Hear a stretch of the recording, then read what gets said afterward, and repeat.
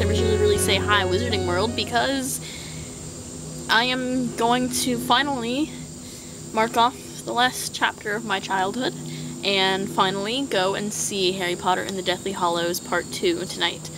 If you don't like Harry Potter, or you haven't read the books or seen the movie and you don't want any spoilers or anything, leave now.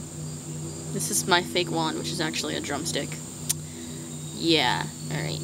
Anyway, finally going to see Harry Potter. Thrilled, but also a little sad. I made sure I had all the right equipment to go see it. I'm putting this thing in my purse. I'm probably never actually going to take it out. I'm going to be too embarrassed to take it out in the theaters, but the fact that I have it anyway is going to give me extra points, I'm sure. But, you know, I'm all done up. I got a Reliant K shirt on, so you can't really go wrong with that. Socks that don't match, that are knee-high. Yeah, feel like Luna. Class ring and an I Love New York bracelet, which I guess all this clothing is really irrelevant to the fact that I'm going to see Harry Potter, finally. Yeah, like I said, spoiler alert, spoiler alert, spoiler alert. If you don't like spoilers, if you don't want spoilers, get out. Expelliarmus. I read all the books. I read the first one when I was in first grade, so these books have really, you know, evolved at the same point that I did in my own childhood, you know? I felt like I read the first Harry Potter book, and they were all 11 years old, and I thought, when I turn 11, this is what I want to do. I want to become a wizard. Well, of course we know that didn't happen, because here I am making a video on my Muggle camera in my Muggle backyard of my Muggle house. But, you know, I'm going to probably cry at some point during this movie. This is your last chance to turn back before any spoilers come out. So, here they go. I know I'm gonna cry when Fred dies. That's gonna kill me. I'm probably gonna laugh my head off when Mrs. Weasley calls Bella a bitch. That's gonna be hilarious. Because Bellatrix has always been one of my favorite bad guys, but it's just gonna be so awesome to hear Mrs. Weasley curse her out, I guess. I'm gonna really want to see the epilogue, the 19 years later part. That's gonna be really exciting for me. I just want to see what happens, you know? I know the movie's been out for a month now, and I haven't exactly refused to go and see it. I just haven't really had time. I was at camp when it came out, so I was not allowed to leave to go see it. Not to mention I was 3 hours away from my house, and there was no one to take me. And then, you know, I've had work, I've had play, I've had stuff to do for the weeks leading up to right now, so I couldn't go see it earlier. I was on vacation. Stuff like that gets in the way. But, I'm finally going to go see it. I'm really excited. I think the one part that's actually gonna be really interesting is when Harry dies. Simply because, you know, this whole series, from the very beginning, it was not Hermione Granger in the Sorcerer's Stone. It was not Ron Weasley in the Chamber of Secrets. There was no Neville Longbottom in the Prisoner of Azkaban. And there was no Luna Lovegood and, you know, the Goblet of Fire. This has always been about Harry.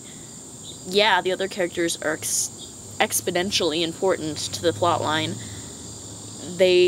Without them, the book would not happen, but this is a story about the boy who lived. And I'm probably gonna freak out and, you know, it's just, I don't really know. Just like a milestone in my life, I guess. And 2011, that's when the last Harry Potter movie came out.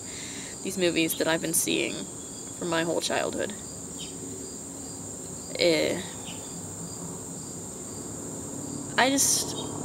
It's gonna be really, really, like, I don't know, emotions. I'm gonna have emotions, probably.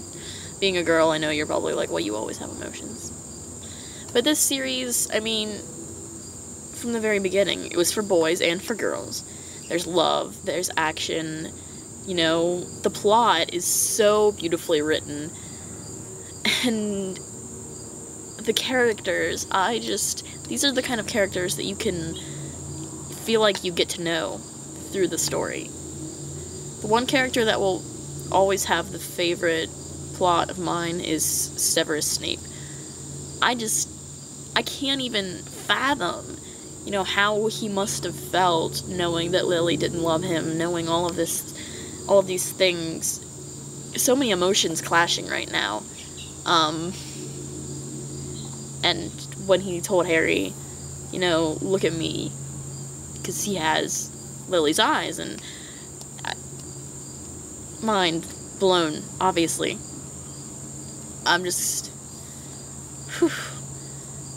Another character you can get to know, and I think even the bad guys, they have these plots where you feel like you should feel pity for them, because this is what they've had to have happen in their lives to get to the point that they're at. I mean, Draco Malfoy, when he was a child, he, yes, was a brat, yes, was awful, but you see throughout the books and throughout the movies that as he gets older, Draco just becomes more and more numb emotionally, or tries to numb himself down, because he knows what he's being forced to do. He knows what he has to do, being the child of a Death Eater, and a Death Eater himself.